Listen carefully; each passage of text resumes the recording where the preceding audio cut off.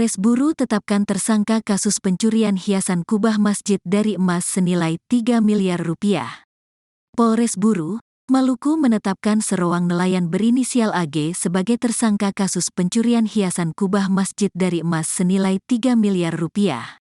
Motif pelaku nekat mencuri emas kubah masjid seberat 2,6 kg lantaran terlilit hutang.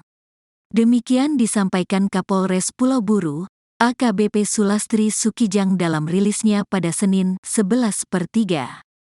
Tersangka telah mempersiapkan rencananya cukup matang.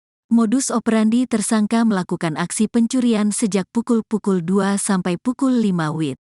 Rencana itu dijalankan dengan menggunakan alat bantu, seperti 2 buah tangga, tali, dan kayu yang telah pasang kait dari besi untuk menarik tiang alif. Ia juga memakai penutup wajah sewaktu beraksi. Setelah berhasil mengambil hasil curian, tersangka kabur dari masjid. Tersangka kemudian mematahkan tiang alik menjadi 5 bagian. Motif tersangka melakukan pencurian karena kebutuhan ekonomi. Tersangka mengaku banyak hutang sehingga dirinya nekat mencuri untuk menebus hutang piutangnya.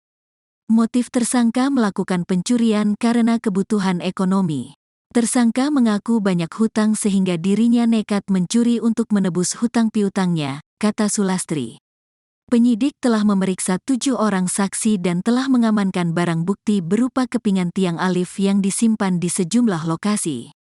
AG telah ditetapkan sebagai tersangka dan dikenakan pasal-pasal 363 ayat 1 ke 5 Ekuh Pidana tentang pencurian dengan pemberatan.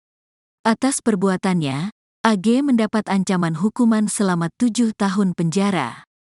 4 orang yang kemarin kita amankan, kita ambil keterangan sebagai saksi, ya karena tidak ada persesuaian keterangan antara saksi satu dengan saksi yang lain dari 4 orang itu, kemudian kita sesuaikan dengan keterangan tersangka, ternyata yang melakukan itu adalah tersangka sendiri. Sehingga perintah saya kepada Kasat Serse hari ini setelah press release, mereka kita kembalikan ke desa ini. Semoga masyarakat di sana mau menerima mereka dengan